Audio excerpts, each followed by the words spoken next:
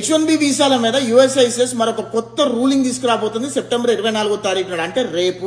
ఆ రూల్ గురించి మాట్లాడుకునే ముందు $1,00,000 H1B వీసా మీద ఇంపోజ్ చేసిన విధానం మీద చాలా మందికి చాలా అపోహలు ఉన్నాయి. అవన్నీ కూడా ఒక నిమిషంలో క్లియర్ చేసే ప్రయత్నం చేస్తా.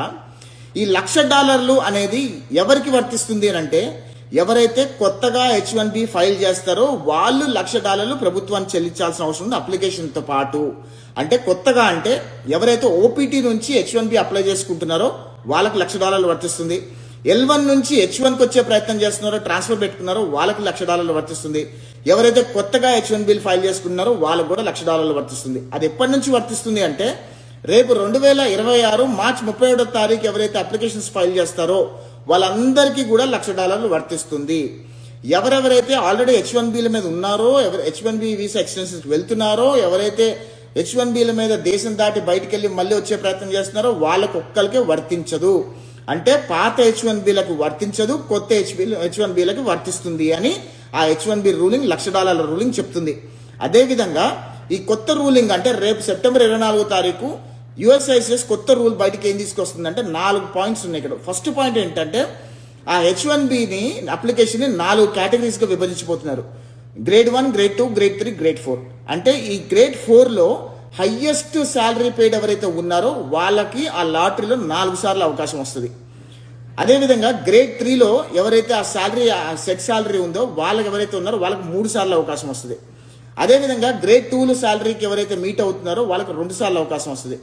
గ్రేడ్ 1 శాలరీ అంటే లోయెస్ట్ శాలరీతో H1B ఎవరైతే ఫైల్ చేస్తారో వాళ్ళకి ఒకసారి అవకాశం వస్తుంది లాటరీలో.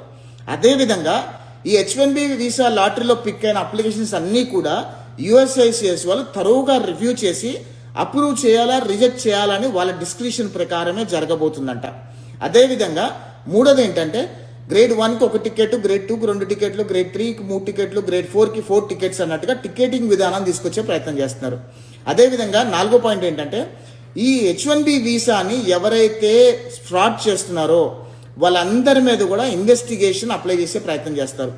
ఒకవేళ ఫర్దర్ ఇన్వెస్టిగేషన్ చేసి ప్రాసిక్యూట్ చేస్తే కనుక, తేలితే కనుక ఇది ఫ్రాడ్ చేశారు అని, H1B వీసా ఫ్రాడ్ చేశారని తేలితే కనుక వాళ్ళకి కఠినమైన శిక్షలు తీసుకొచ్చే ప్రయత్నం చేస్తున్నారు. ఈ రూలింగ్ అన్నీ కూడా రేపు ఈ రూల్స్ అన్ని బయటకు రాబోతున్నాయి. దయచేసి ఇండియాలో ఉన్న వాళ్ళు ఎవరైనా సరే H1B వీసాలు వేస్తాం మీరు డబ్బులు కట్టండి అని అంటే కనుక మోసపోవద్దు. ఇప్పటి నుంచి ఈ కొత్త రూల్ ప్రకారం ఎవ్వరూ H1B వీసాలు ఫైల్ చేయలేరు. $1,00,000 పాటు H1B వీసా కట్టి అప్పుడే H1B అప్లై చేసుకోవాలి తప్పితే ఎవరో వేగ్గా మీరు $10,000 కట్టండి H1B వీసా ఫైల్ చేస్తామని చెప్పి మీరు మోసపోవద్దు. ఎందుకంటే మన ఇండియాలో, మరీ ముఖ్యంగా మన హైదరాబాద్లో H1B వీసాలు చేస్తాము అని చెప్పి ఎంతో మంది అమాయకులని $10,000, $5,000 మింగేసినాయి. మన కళ్ళకు కట్టినట్టుగా ఎన్నో కనిపిస్తున్నాయి. దయచేసి H1B ఫ్రాడ్లో పడకండి. అదేవిధంగా యుఎస్ఐసిఎస్ చాలా స్ట్రిక్ట్ రూల్స్ తీసుకొస్తుంది. కొత్త H1 అప్లై చేయాలి అంటే కనుక ఖచ్చితంగా అప్లికెంట్ తరపున కంపెనీ $1,00,000 ప్రభుత్వానికి చెల్లిస్తేనే ఆ అప్లికేషన్ వ్యాలిడ్ అవుతుంది. అదేవిధంగా అప్లికేషన్ వ్యాలిడ్ అయిన తర్వాత యుఎస్ఐసిఎస్ వాళ్ళు ఆ అప్లికేషన్ అప్రూవ్ చేయాలా, రిజెక్ట్ చేయాలని నిర్ణయం తీసుకుంటారనే విషయం దయచేసి గుర్తుపెట్టుకోండి. ఇక మిగతా రూల్స్ వచ్చినప్పుడు అన్ని ఎక్స్ప్లెయిన్ చేసే ప్రయత్నం చేస్తా నెక్స్ట్ వీడియోస్లో. జై హింద్.